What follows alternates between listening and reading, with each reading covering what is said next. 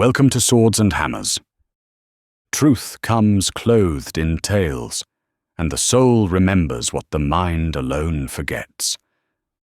The world is loud, but for the next few minutes, it can wait.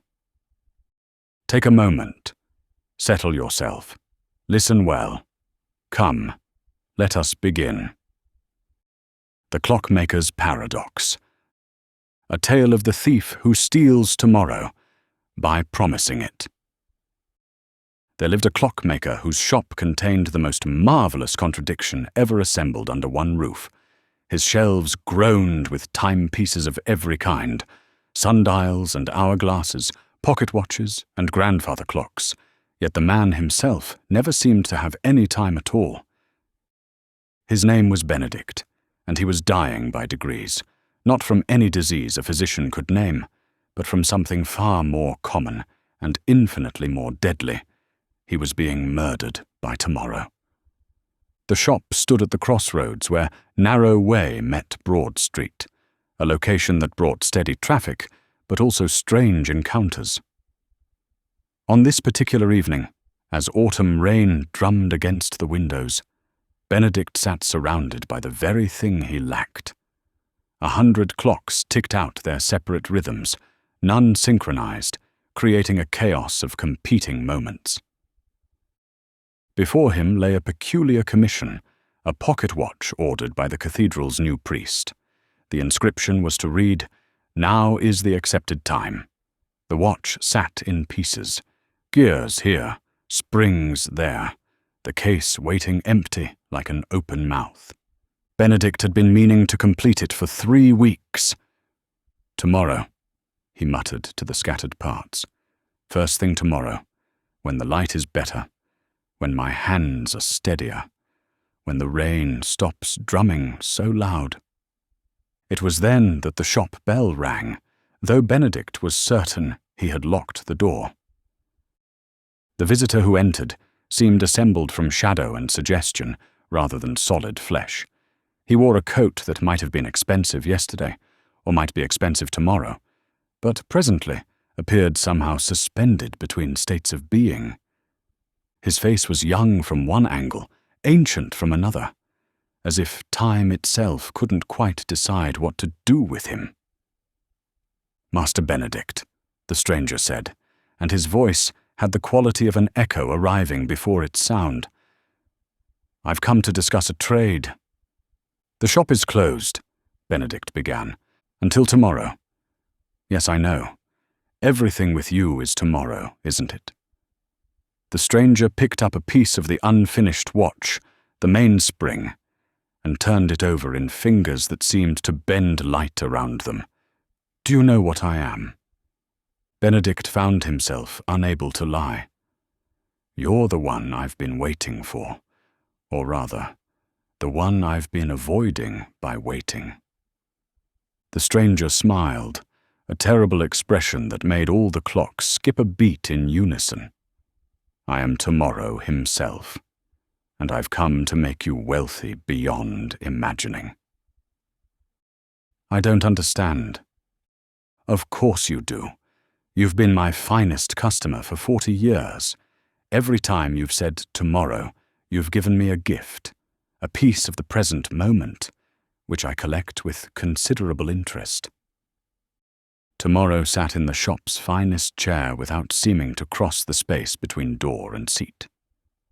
"Most people think I'm their servant, that I belong to them, that they can spend me as they please. But you know better, don't you, Benedict?" The clockmaker's hands trembled. Around them, the timepieces began to run at different speeds, some racing forward, others grinding nearly to a halt. "You know that every tomorrow you speak is a promissory note written against an account you don't possess. You've been borrowing from a fortune that was never yours, and I'm here to show you the ledger." Tomorrow produced a book that seemed to contain more pages than its binding could possibly hold. When he opened it, Benedict saw his entire life, but not as he remembered it. He saw every moment he had deferred. There, age 17, the girl he meant to court but never did, waiting until she married another. There, age 23, the letter of reconciliation to his father, never sent, until the funeral made it impossible. There, age 30, the pilgrimage he promised God, postponed until his knees could no longer carry him.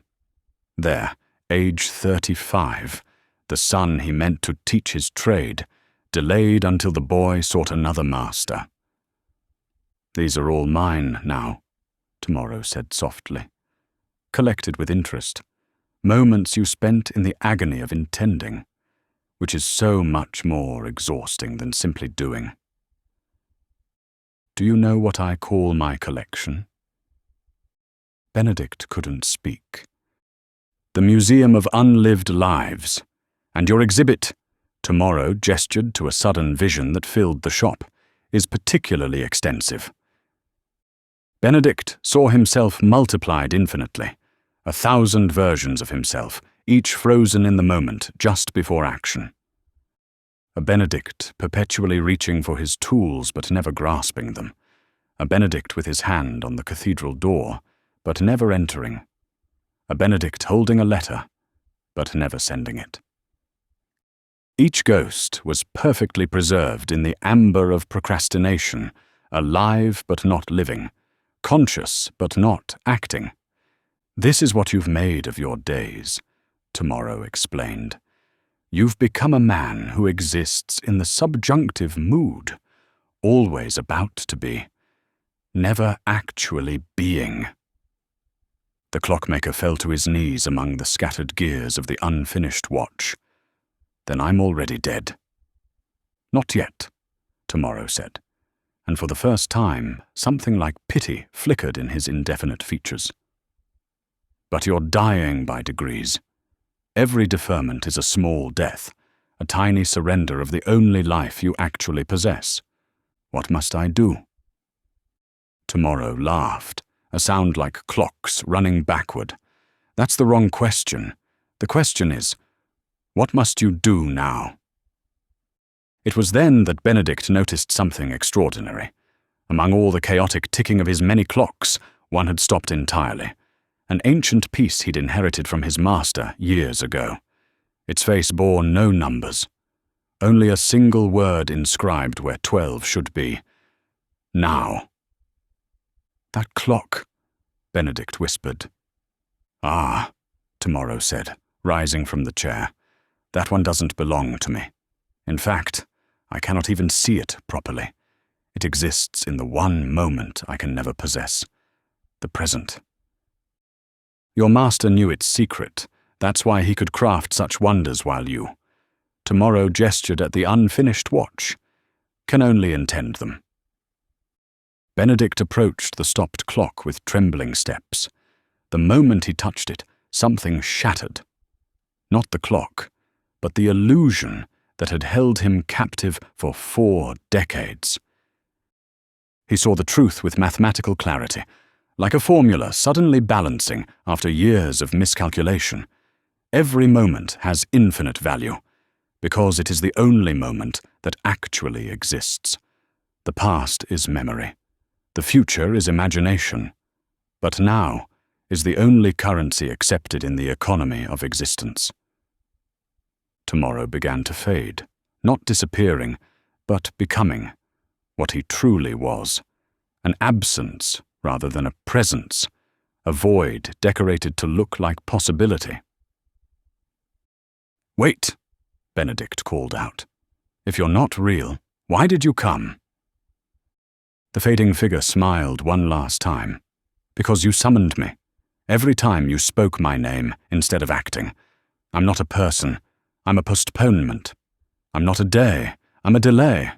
I have no power, except what you give me, by believing I exist." And with that, Tomorrow vanished, leaving only today, which had been there all along, waiting with infinite patience for Benedict to discover it.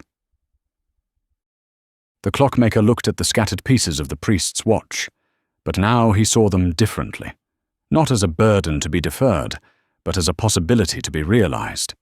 His hands, suddenly steady, began to assemble the mechanism. Each gear clicked into place with satisfying certainty.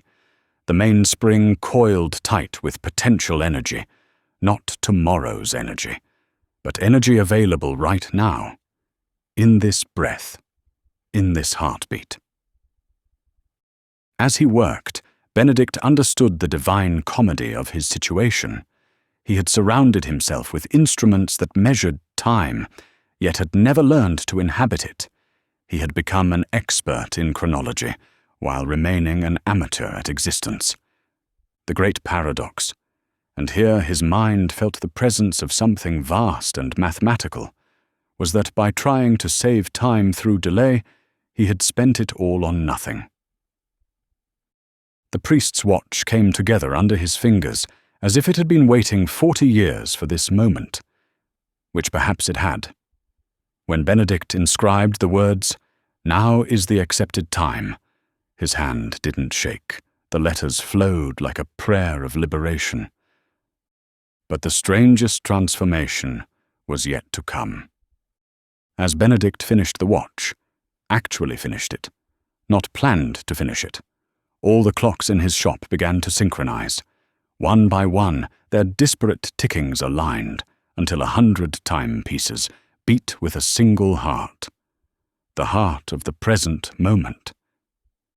And in that synchronization, Benedict heard something he had never noticed before, the space between the ticks, the silence where eternity lives, the pause where God speaks in the grammar of now. He understood then that procrastination was not merely a thief of time, it was a thief of existence itself. Every tomorrow was a small apostasy, a tiny betrayal of the God who names himself I am, not I will be.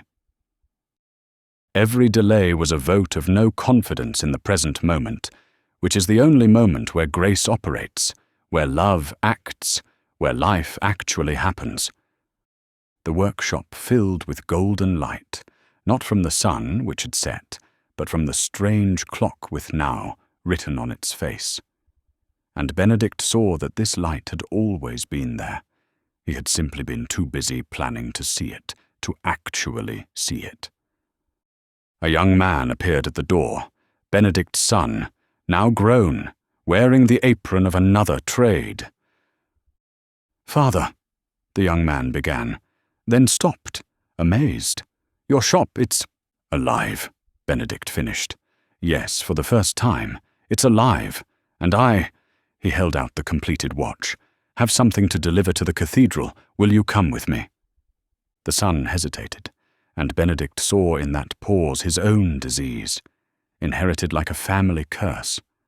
The tendency to defer, to wait, to live in the subjunctive mood. "When?" the son asked. Benedict smiled, and it was the smile of a man who has been raised from the dead, not tomorrow, but today. "Now," he said.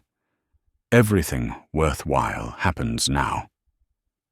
And together they walked into the rain, which was also happening now, cold and real and perfect in its immediacy.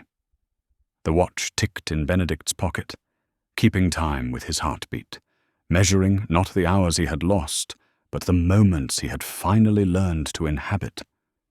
Behind them, the shop continued its synchronized ticking, 100 voices speaking in unison the only word that matters, the only word that is not a lie, the only word where God and man can meet. Now, now, now. Selah.